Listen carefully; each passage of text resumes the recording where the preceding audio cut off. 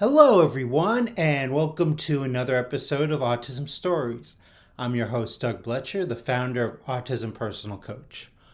Autistic people are the true experts of the autistic experience, and Autism Stories is where we interview autistic people to learn from their stories, experiences, and get their insights.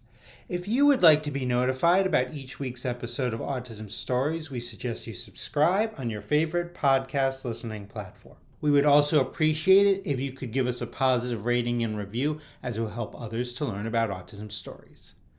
On today's episode, Laura Hellfeld joins us to discuss sleep differences in autistic people, being an independent nurse, and creating safe spaces. We hope you enjoy today's conversation. Laura, thanks so much for joining me here on Autism Stories. Thank you so much for asking me to come on. Absolutely. And I'd love to start out by learning, where does your story in the autistic community begin? Oh gosh, technically, decades ago, with schooling and residencies in mental health and disability centers, but at the timing, I was learning everything around autism and disability from the medical model. And so I didn't recognize myself at all in lectures and discussions with professors. However, I found I felt really connected to the people in the centers and clinics. And I ended up just always gravitating to extra residencies or like extra volunteer programs out of the queer spaces and also the disabled spaces. I always felt just really comfortable there, but at the same time kept thinking of myself as not part of the group, which I find so fascinating now.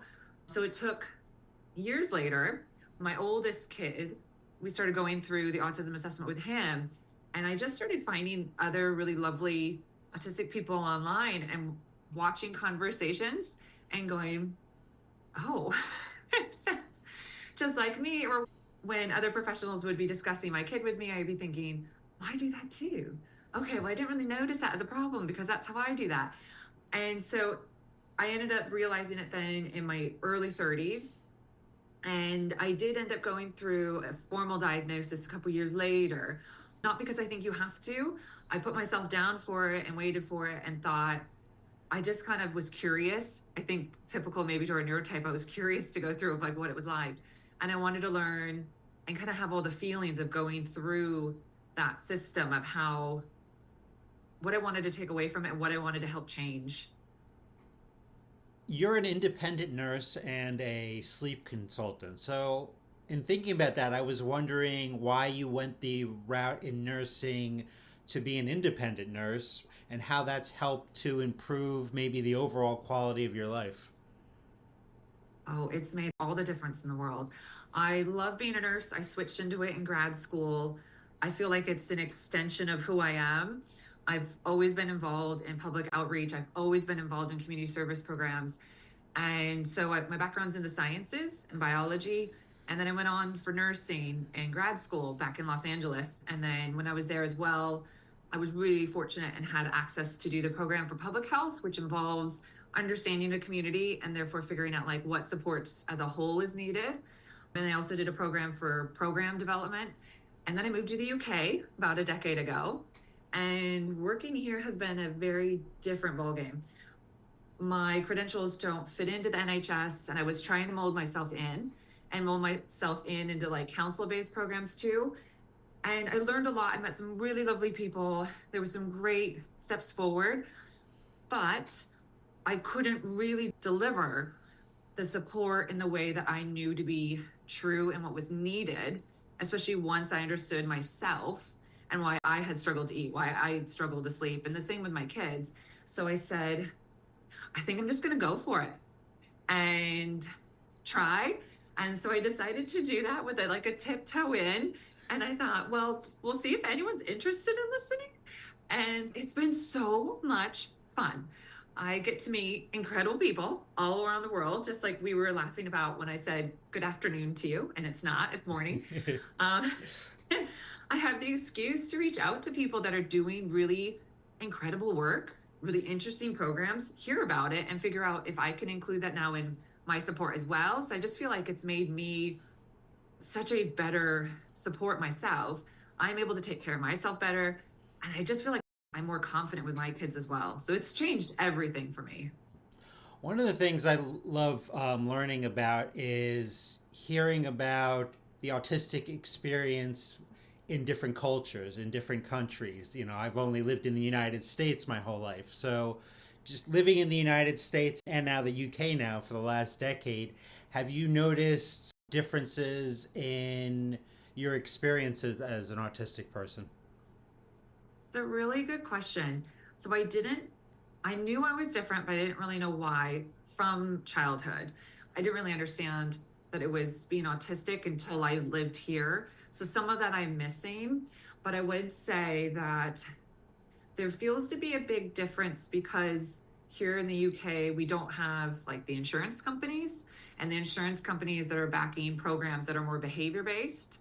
So I think to me, and it's not complete, but to me, it feels like there's a bit of an ease then that's somewhat easier. It's still not easy of accepting the neurodiversity paradigm versus coming from somewhere before where the programs around the clinics really were so behavior based because the insurance companies are so entwined, which of course that just changes the lens and the outlook of the professionals themselves. Where I feel like here, once people hear it, they often can start forming these new ideas and bringing in the identifying people a little bit easier. Again, not that it's easy over here either, but I feel like there's a difference of that because of not having insurance companies. You know, you've mentioned the medical model a couple of times, and I look at the medical model as oftentimes not very helpful to us as autistic people. So I'm wondering, thinking about that, what are some things that nurses you think can do to better support their autistic patients? I think the most important thing to understand as a professional that the mental health issues we can have, like anxiety, is not part of our identity. I feel like that's something I could say over and over and over again because I think even I probably had that in my head as well, some ableism from what I would learn as from the model of, well, you're autistic, so therefore you are anxious. And that's obviously quite dangerous because that means essentially I don't really need to add in supports because inherently you're just an anxious person versus realizing that depression or that anxiety or that burnout is because of all the environmental things going around you. And what we need to do is see how to support you as this autistic person who happens to be experiencing some mental health challenges right now. I would say that's probably the number one thing that I would like for other healthcare workers to understand. And then built from that, then is really just like everyone else that we have some medical conditions we need help with. We have some different ways of sleep, so we might need that adjusted for us, just like we're told to look at every patient as an individual. And thinking about sleep as autistic people, sleeping impacts so many of us. So, Yeah. you know, I've seen you talk about a good amount about on social media about how we eat. So I was wondering how you look at our eating habits and patterns in regards to the impact on our sleep. Oh, that's an interesting one. Gosh, because it is the self care tasks, what I call the self care tasks, like the eating, sleeping, toileting, hygiene, all of it, because it's taking care of ourselves. They are all intertwined.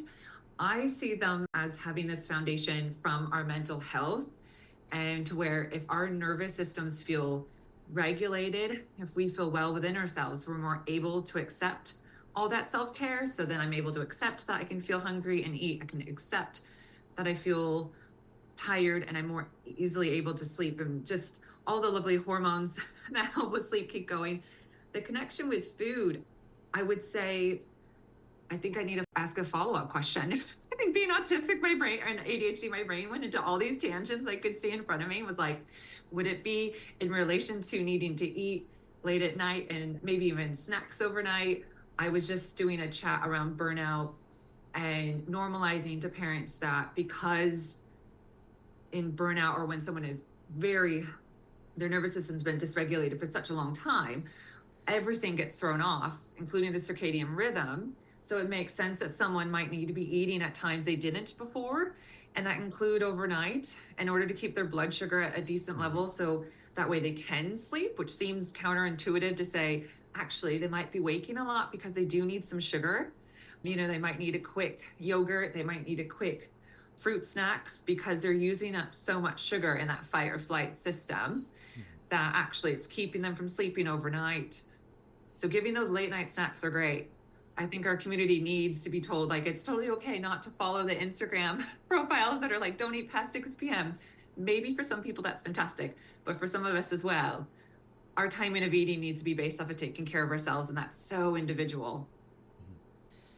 And an aspect of sleep that I think, when people talk about sleep problems, there's not much focus on waking up and starting your day. So you recently asked, I think, an important question on social media in regards to what our sensory needs are to wake up during the day. And I think you got a lot of great responses, but I'd like to know your answer to that question because I didn't see that. So, what are your sensory needs in order to wake up during, the beginning of each day? Oh, totally called out for not adding my own.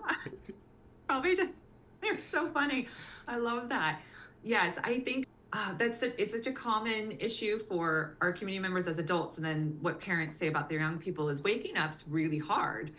And it's so I naturally bring it into the discussions of nighttime because how we start the day impacts the whole rest of the day and that future night, doesn't it?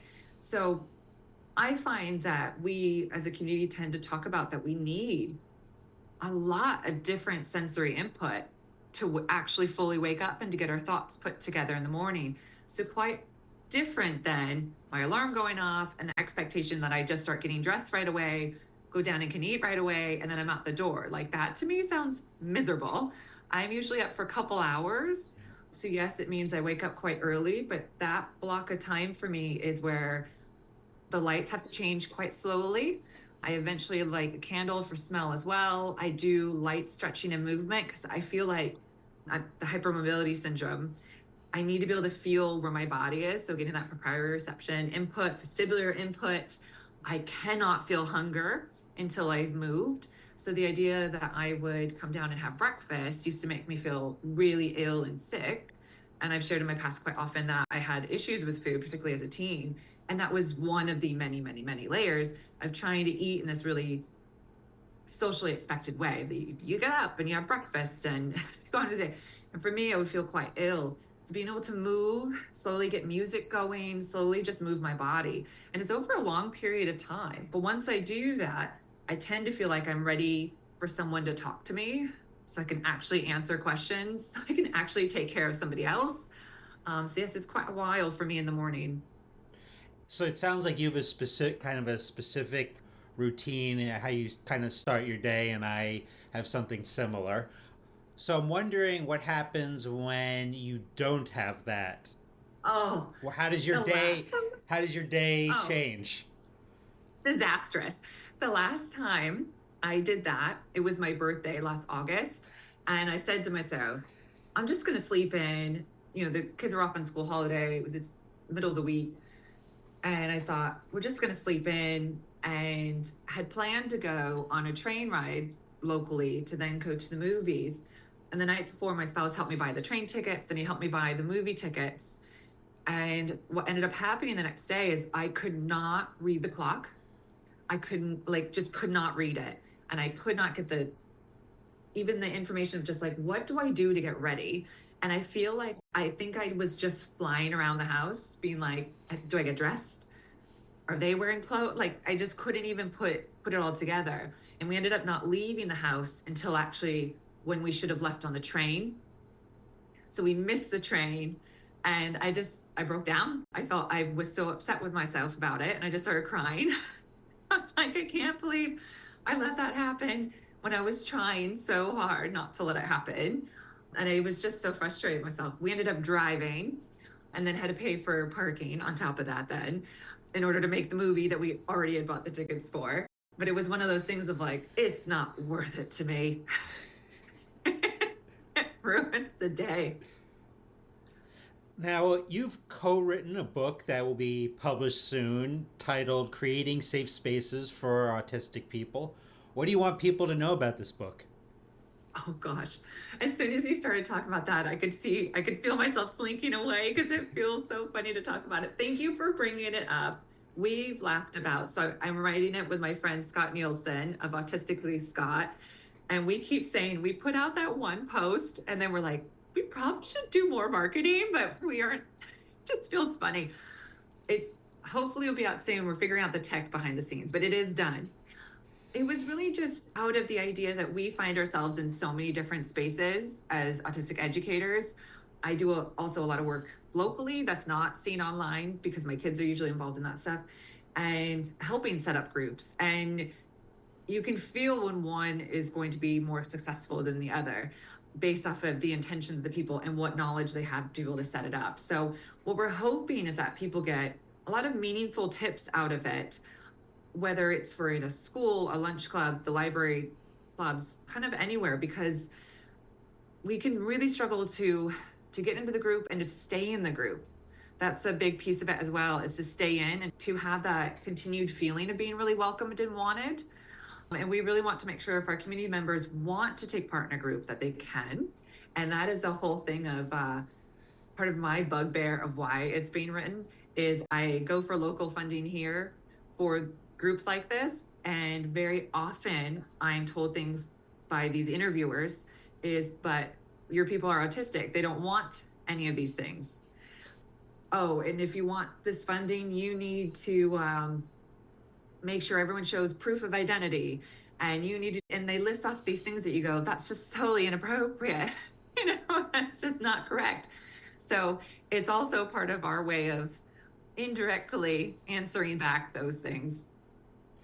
I think a big part of us not accessing community is not because we don't want it, because that's rarely the case. It's just the safety in being out and about in our community, and how we're not even thought of a lot of times in these Yes. spaces. Like, just Yes. like, I'm not asking to change the entire world. I'm just asking to be considered when planning spaces and planning for communication. I don't think that's too much to ask. No, and I love that line you just had, that I just want to be considered. That's so true, isn't it? And Yeah. that feels really almost like such a basic. And I think I'd like to think that a lot of the people running these groups are going to be starting groups, whether identifying or not. If they were to hear even that line, would be like, well, of course we would. It just might not have been on their radar. Yeah. Yeah. I love that line. I'm going to need you to give it to me. It's yours. No, but that way we can quote you in it. Oh, and it's me. I was going to say, too bad it wasn't recorded, but we are recording. Yeah. So you can go back and get your line from there. That was absolutely perfect. Yeah. Absolutely perfect. I think you're hitting the nail on the head. Is we often aren't asking for a lot. It would just be that if I speak up, will I be listened to? Will that idea be considered? Yeah, absolutely. Yeah. And Laura, lastly, how can our listeners learn more about you beyond this interview? Oh, that's kind of you to ask. I'm on Facebook under my name, Laura Hellfeld, Neurodivergent Nurse Consulting. Instagram, kind of, but I'm not good at videos. I find it difficult. At Neurodivergent, or what am I on there? Laura ND Nurse Consulting. And I recently joined LinkedIn, and that's been fun as well. And then I'm the associate editor of Autistic Revolution, and issue 2 just came out this weekend. So I'm kind of coming down from that this week, I would say. Well, I really appreciate the chance to get to know you a little bit, Laura. Thanks so much for joining us here on Autism Stories. Absolutely. Thank you so much for having me on. Thanks so much to Laura for the conversation. To learn about Laura, please check out the link in the podcast description for this episode. Here at Autism Personal Coach, our clients are the experts, our coaches are the guides. The majority of supports for autistics are not helpful. They try to fix us, not support us. That's why many are confused when we say our clients are the experts of their lived experience. Our clients are the experts for what has worked for them and about the things they need and want in their lives. Our coaches first listen to our clients and then ask thoughtful questions, offer resources, and strategize with our clients so they can get what they need to thrive. Would you want a guide in your life to coach you to help you get the things you desire? If so, then visit autismpersonalcoach.com for more information. I hope you enjoyed this episode of Autism Stories, and if you did, if you could tell a friend, foe, or anyone you know about it so they could have the same enjoyable and educational experience as you when listening to Autism Stories, it would be very much appreciated. Until next time, I'm Doug Bletcher of Autism Personal Coach. Talk to you then.